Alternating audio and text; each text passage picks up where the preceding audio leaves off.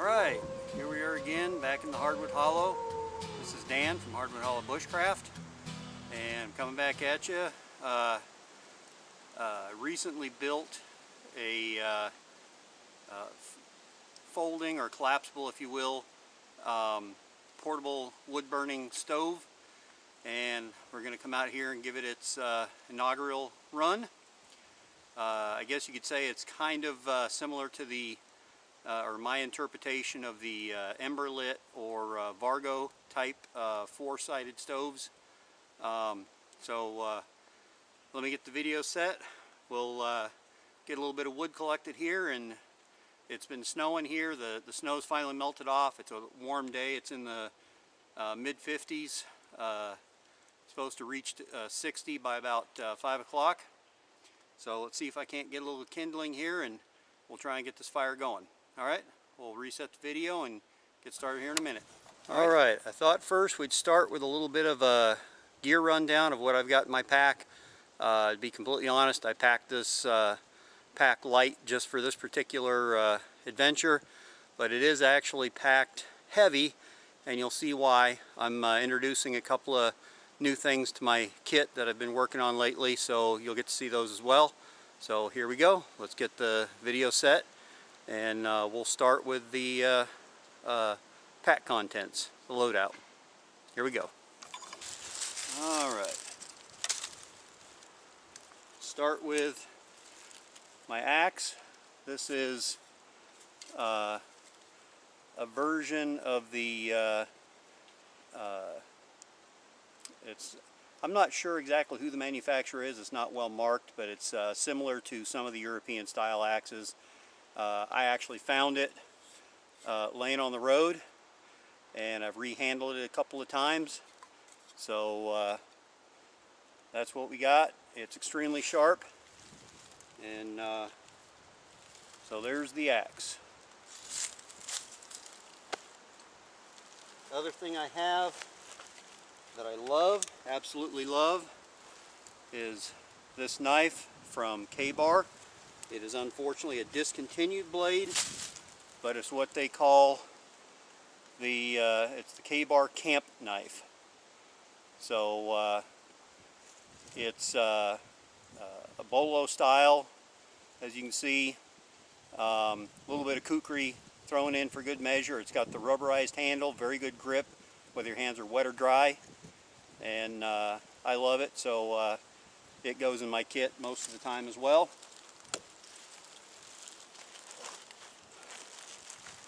Of course, we got some water here. How else are we going to make lunch? Because we're going to be testing out a modern rendition of the Civil War boiling pot, and I call it a modern rendition because it's made out of stainless steel versus tin, so a lot safer. Got a couple of cookies for dessert, homemade peanut butter chocolate chip cookies. Got some pineapple there for some dried pineapple there for fruit and vegetable. Got some bacon to go with everything, because what doesn't go better with bacon? A little bit of homemade maple teriyaki seasoning. Go in the soup we're going to make.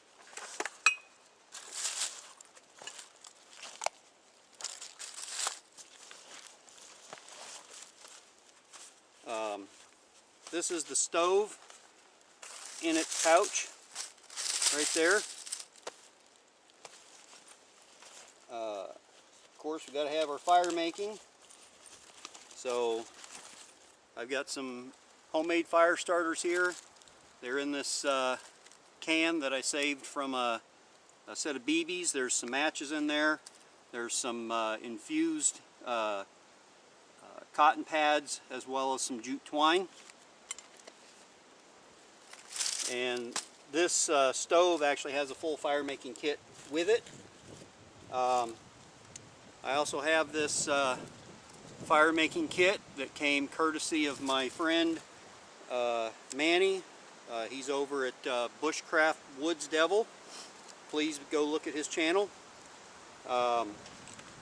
He included a ferro rod and striker, This is from the Collins brand, or Coughlins or Copelands, however you want to pronounce it. And then he also included with it, of course, this sweet leather pouch that he made himself, which also includes a set of ranger beads, which he made. It's got a length of paracord on it for hanging it around your neck or lashing it to a pack or whatever, and then I added the leather to tie it shut a little bit more securely. Also included in the kit that he gave me is the mint can or craft can, however you want to call it. And this particular one contains flint and steel. There's some char cloth in the bottom, a couple of pieces of fat wood, and also that small folding pocket knife that he included with the kit as well. And if I didn't mention, there's char cloth in the bottom underneath the jute.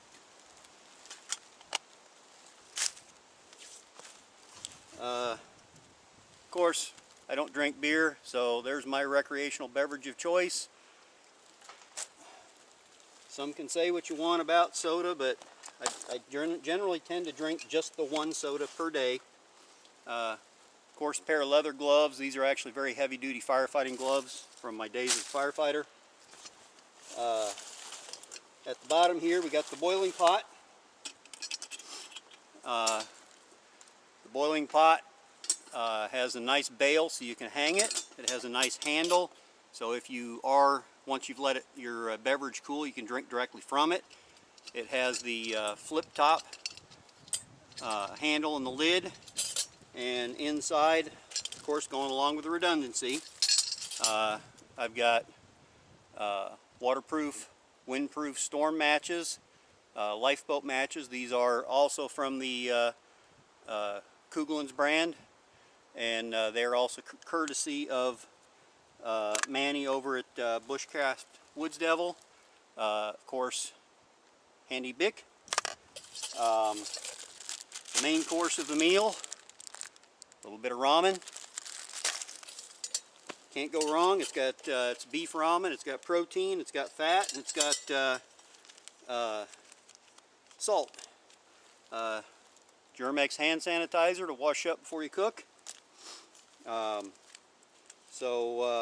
then of course, just as a little treat that always helps, some breath mints.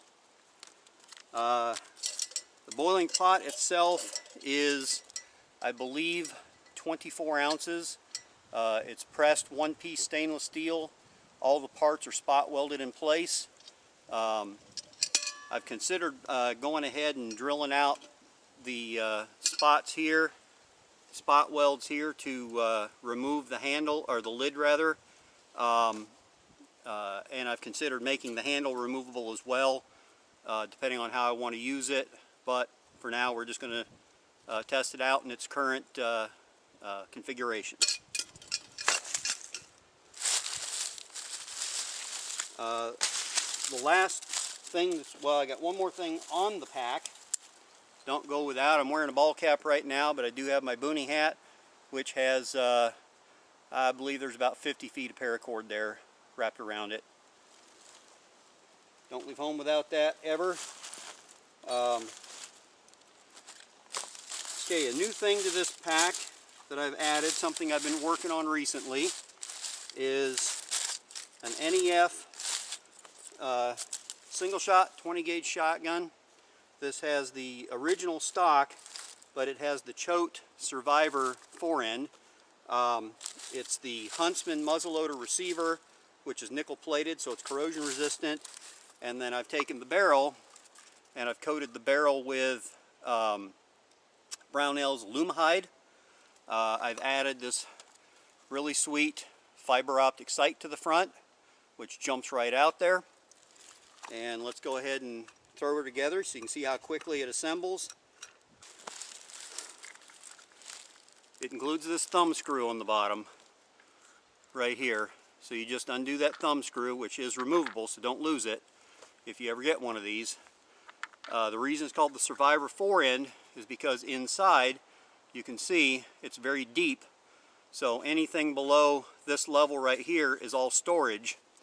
So you can put a ferro block in there, you can put tinder. I would recommend putting it in a plastic bag to keep it waterproof. The shotgun assembles very easily.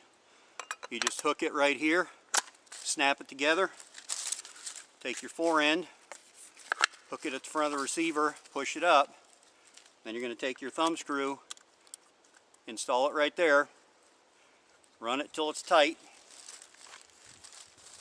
and then it's together. Push the lever, break it open, and then this is actually a plastic container meant to hold choke tubes, but 20 gauge shot shells fit in it very, very perfectly. And in here I have a little variety. I've got slugs, I've got some number 4 shot. I do frequently have a little bit of bird shot that goes in it as well, but right now I just have the slugs and the number 4 shot. I'm intending on getting a new backpack. I've been thinking about the Praetorian rifle pack from Voodoo Tactical. I think this shotgun is going to be a good addition to go with that pack for a get home pack for the truck. Now let's get on to the stove here. Let me move this stuff aside and I'll demonstrate assembling the stove that I built. Alright, I had to reset here. Let's zoom in a bit and I'll get you started. Alright, I made this pouch for the stove, and it's nylon on the outside. It's all trimmed out in nylon. Got a couple straps here to hold it shut. Additionally, there's approximately 10 feet of paracord here. I went ahead and added a little compass to it. These are shoulder straps, so they're actually adjustable. You slide the cord locks, you can adjust, carry it over your shoulder.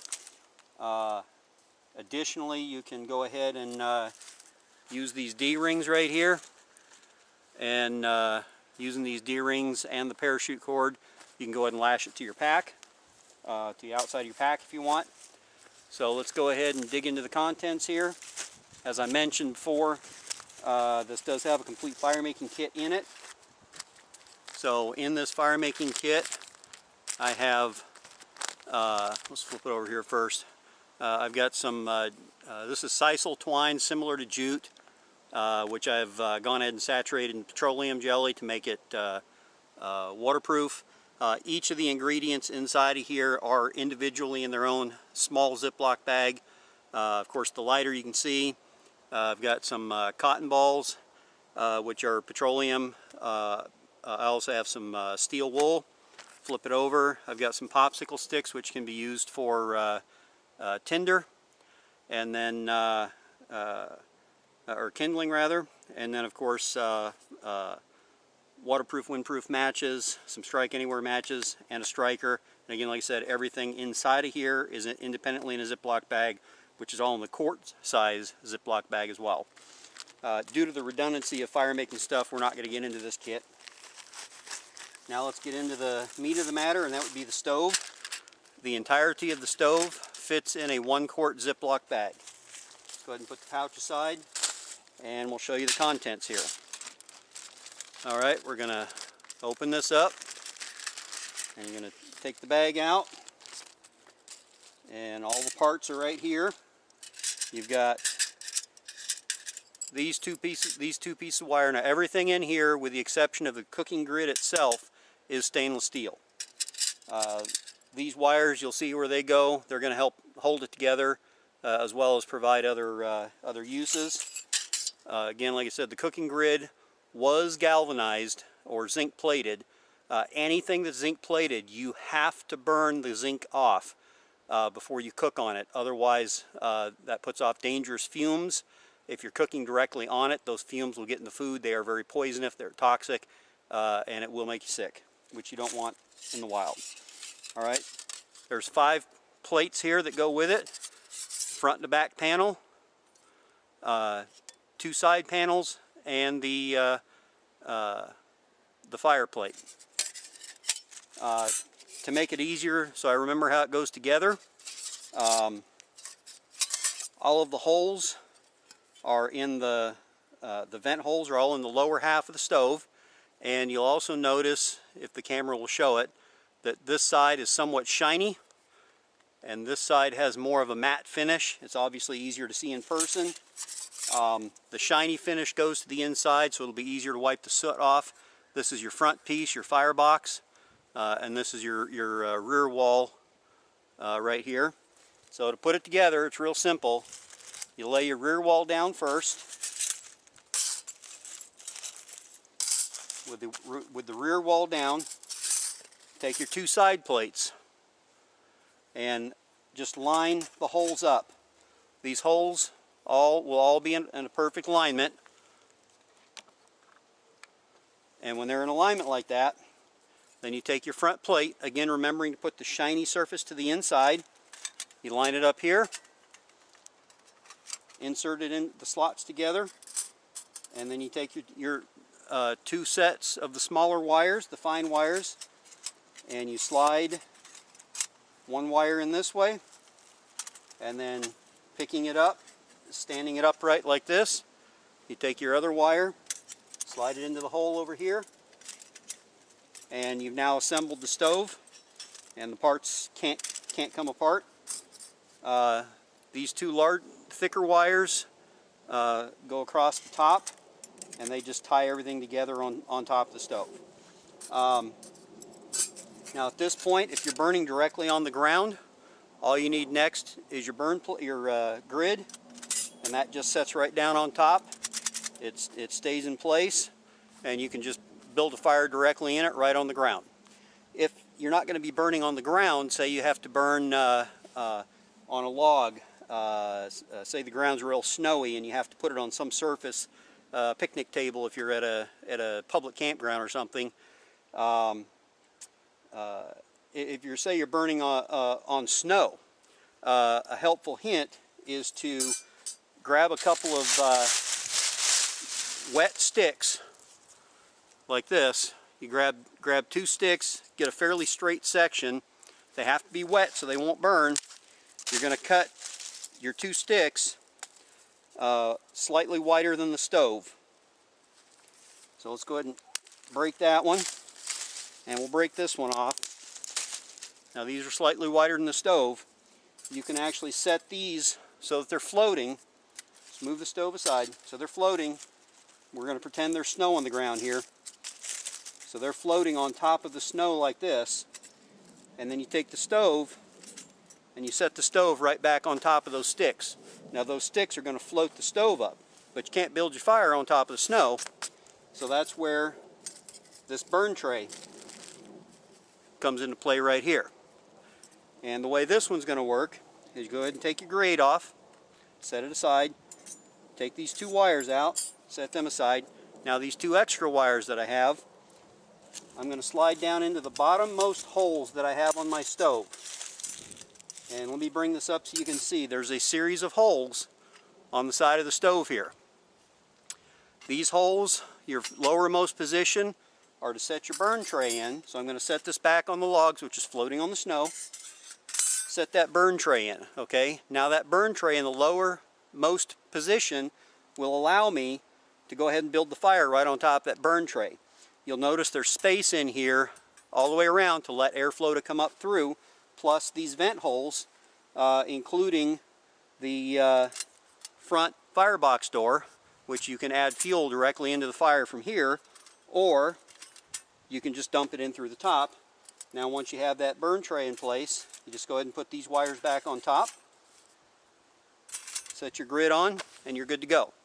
You take your pot, put it right on top. Now this pot will fit in between, but not real well. Say I have a bigger pot, I can actually take this grid, turn it sideways, set the pot right on top, and then I can use a larger pot. Say I've got a small skillet or something that won't fit down inside here. This was designed to actually perfectly fit both this pan and your standard mil-spec, or this pot rather, and your standard mil-spec canteen cups. Alright, say you have an alcohol Trangia stove, Trangia style stove. Again, take the grate off, take these wires out. Now we're going to come down, we're going to pull these wires. Now I just dropped that burn plate out, So now I'm going to come to these middle holes, these vent holes right here. I'm going to go to the two outermost vent holes, set this back down, put my burn tray in, put my two wires back on top, and then I can add my grid. Now in this position, that burn tray is this high right here. So it's about 1/3 of the way up. Now in that position, you can set your alcohol stove in there. You're just above or even with the vent holes, so you're not getting an overflow of air coming into it. You're protected from the wind all the way around, and your alcohol stove is going to work very efficiently in there to heat your pot. Say you have the Esbit style stove, or the burn tablets, I should say, for the Esbit stove. We're going to now move this to the Esbit position, and we're going to do that by, again, pulling the wires out, dropping the burn tray out. Now we're going to go to the uppermost wires here, holes rather. Put the wires in the uppermost hole, set her back down, take our burn plate, put it right back on top, and then go ahead and put our support wires back in. Okay, now you can put your fuel tablets right here on top. Those fuel that burn tray is literally just right near the top, so we're about 1.25 inches down from the top. You still have space here and here to let air flow through, because it sets lower than the two sidewalls up here. You can go ahead and put your grid on top, and then as your tablets are burning, then you put your canteen cup on there, and you're going to go ahead and fire it up. So that's the stove. That's how it goes together. Very simple. All stainless steel, like I said, except for this top grid, which is standard steel. Something else I'm going to mention. Say you need to move it. Say it's gotten hot enough that your sticks are starting to melt into the stove, and you need to move it. Well, you take a little stick or something, and you just push these two wires out. They're going to come out. Your burn tray is going to drop. Once these wires have cooled, if you're in the snow, just go ahead and dip them in the snow. They'll cool right quick. You can come down here like this, take the sharply bent end right here of the wire, and you're going to go ahead and insert that in the uppermost hole on one side. Take your other wire, insert it in the uppermost hole on the opposite side. You can now lift and move this stove any way you need to move it, just by hooking the wires in those holes. Then you can lift it and move it however you need to move it. And then you just set it back down and put your grid on top, and you're good to go. So that's my rendition of my homemade rendition of something like your Emberlit stove or your Vargo stoves. I think with my addition of the burn plate, that gives you just a little bit more versatility over either of those systems. It's probably a little bit heavier than either of those systems because it's thicker stainless steel. Emberlit uses I think a 316 grade stainless or titanium.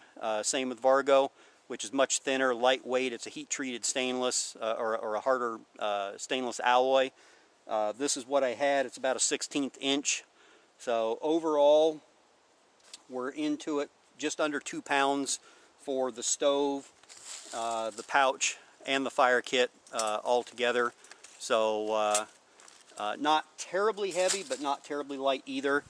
But I think it'll get the job done. So let's go ahead and reset, and we'll see if we can't get a fire started. It looks like it might rain today. There's a lot of wet stuff out here already from all the snow, so this fire could be challenging, but we'll see what we can do. All right, we'll reset, come back, see if we can get a fire started here.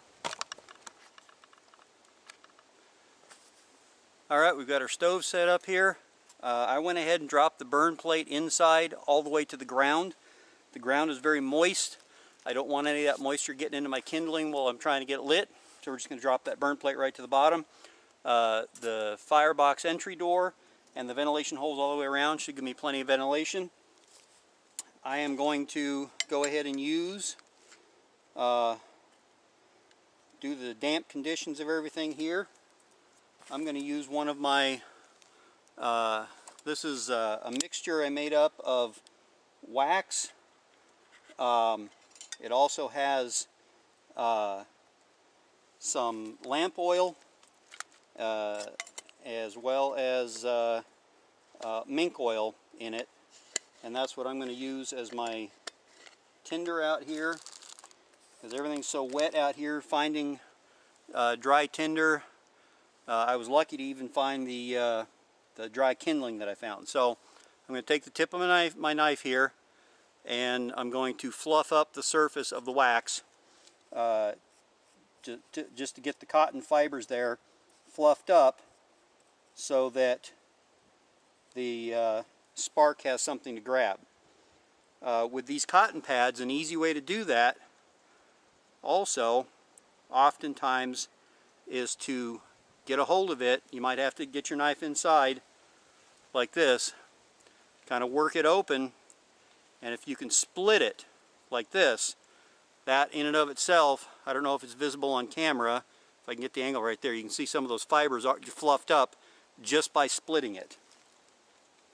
So we're going to go ahead and tear that off. We've got some good exposed fibers from that. Now we're going to go ahead and drop that in the bottom. And let's go ahead and get our, I don't think the conditions right now are good for the use of the flint and steel, and my skill with it is kind of weak. So I'm going to go ahead and move the stove aside, and now we're going to use the flint and steel here and see if we can't get this cotton ignited using the flint and steel. So here we go, or the ferro rod rather.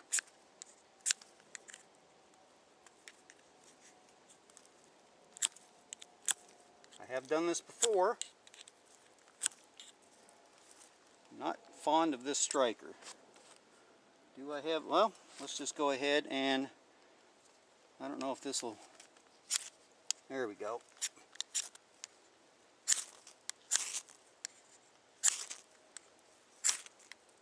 There we go, she's lit. So with that lit, we'll go ahead and drop the stove back on top.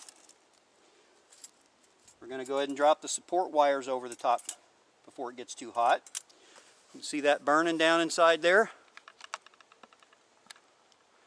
Alright, now let's get some of this kindling.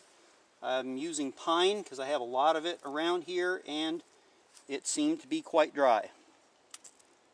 So we're going to drop that pine kindling or tinder kindling down in there.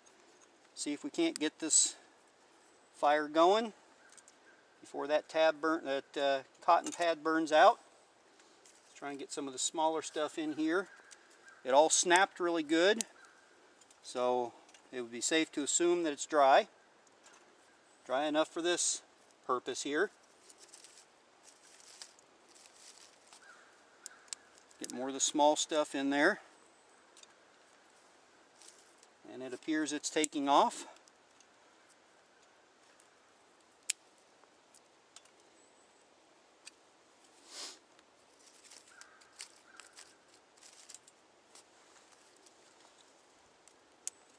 Break these kind of long so they'll stand up and it can burn up the length of them.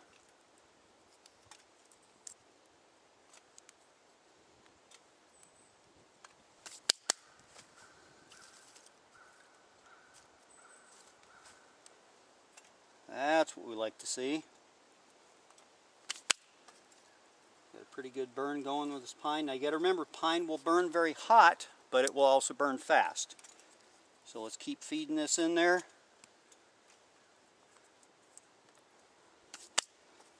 I should note, some of you guys might know, because if you're on Facebook with me, I don't have a Hardwood Hollow Bushcraft Facebook. I just have my personal, so I limit who's on it. But some of my friends who will know that I did an aluminum one of these stoves before, and it was an epic failure. The aluminum I used, I was led to believe was a heat-resistant alloy, and as fate would have it, it was not. And that left me with a melted stove. So I'm going to go ahead and back the camera up here just a smidge because this fire is getting big. And we'll go ahead and finish processing the wood while this continues to burn. Alright, fire is burning good. Like I said, I'm using pine. I went along, there's a fallen tree here. I went along the tree. The branches that were sticking up off the ground are very dry. You can hear them snap. That's a good sound. When you hear branches snap, that means that they're dry, and that means they're going to burn real well. So let's go ahead and keep processing this branch down so that we can get into the bigger stuff that we're going to need to sustain the fire while it's boiling water.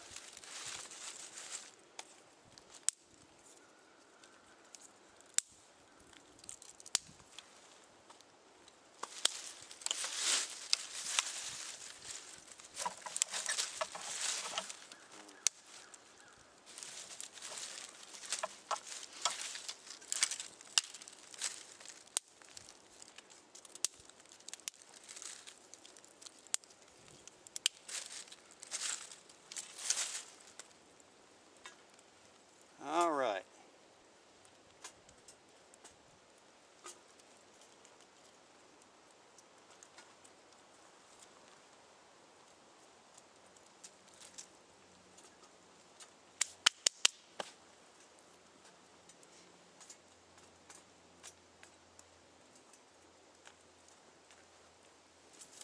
Let's go ahead, let that burn down just a smidge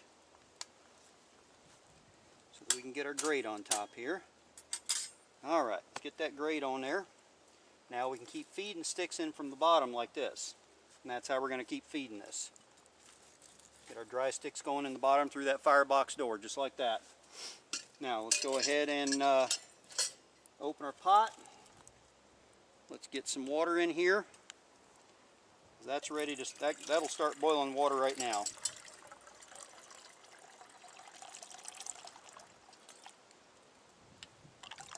Takes 2 cups. We'll put a little bit of water in there. Close that pot. We'll drop her right on top.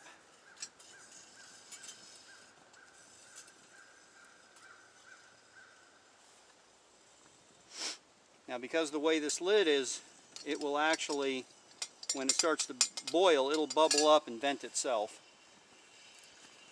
Let's go ahead and keep adding some fuel in here.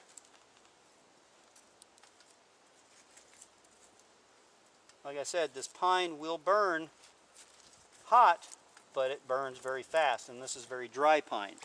So I have to keep going at processing this wood while we're cooking in order to keep this fire going.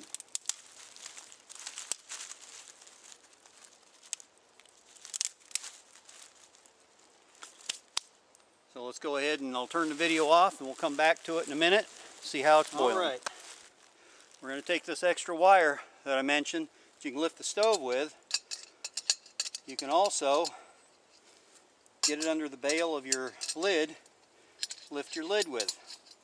We already have a rolling boil in there, and it's just been about 2 minutes. So when I said that pine burns hot, I meant it burns hot. So let's go ahead and crush up our ramen. Get that opened up. Don't forget to pull your seasoning out. Dump that ramen right in there to get it boiling. I like to go ahead and put the seasoning in at the same time. Go ahead and open that seasoning up here. Get that dumped in there. Alright. Well, these wires are going to do double duty. We're going to go ahead and stir with them also.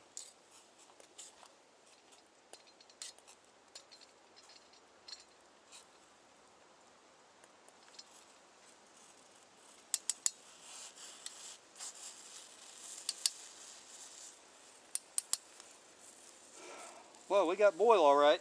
We got boil over.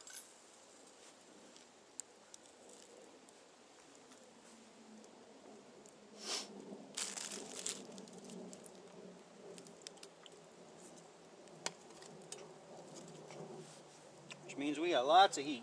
Ooh, can't forget this. Almost forgot. Gotta add the bacon. Beef and bacon ramen, for gosh sakes. Now let's go ahead and stir that again. Get that meat mixed around.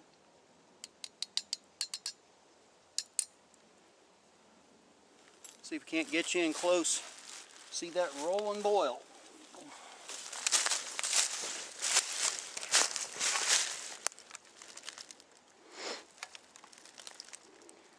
Look at that go.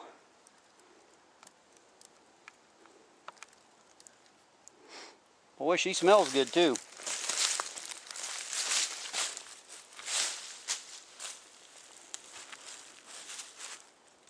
Go ahead and push a couple more sticks in here to keep that boil going.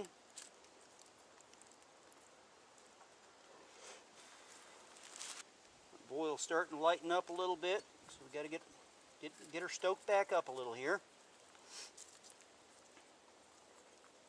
There we go.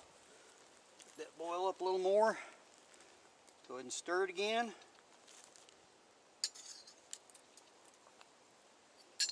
What I mentioned about the pot, you'll close the lid there and you'll probably hear it, maybe hear it, when it starts to bubble, and you'll kind of hear the flame or the boiling. See that lid starting to pop a little bit.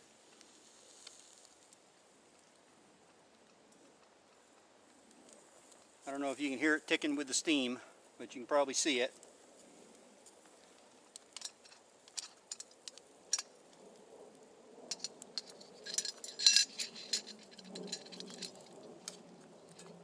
Stir it a little bit, don't want it to burn to the bottom. Another minute or so. Those noodles are just about there.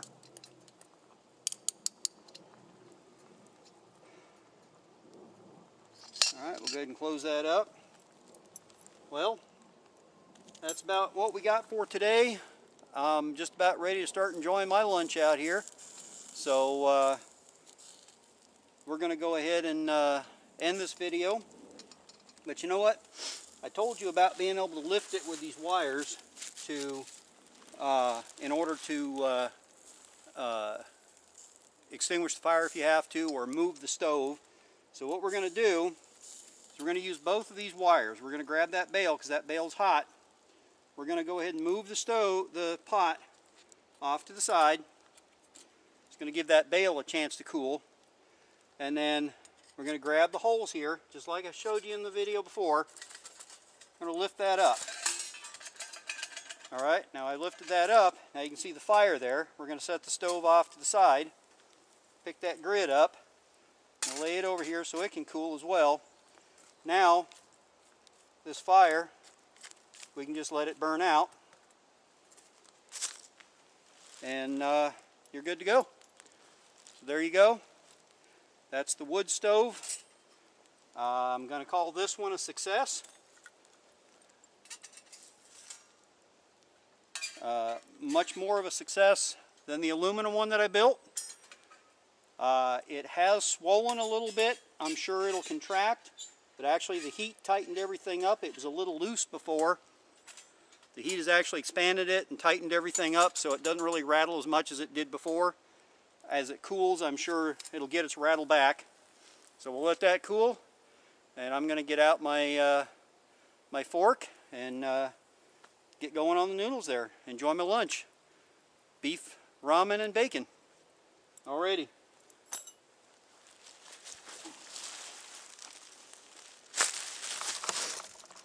This is Hardwood Hollow Bushcraft. Just reminding you, better to be prepared today than to wish you were prepared tomorrow. This is Dan. I'm out. Till the next video. Have fun, stay safe, and remember, as I always say when there's a firearm in the video, remember, always practice proper firearm safety. Alright, you take care, YouTubers. We'll see you next time. Also, as a reminder, please don't forget to like, subscribe, and share. Go watch it on YouTube so you can like it and share it there on YouTube, because a like on Facebook does not equal a like on YouTube. All right? Thanks a lot. Hubbard Hollow Bushcraft out. Again, thanks for the contributions to this video from Bushcraft Woods Devil. That would be my buddy Manny. All right. Enjoy, have fun, stay safe. I'm out.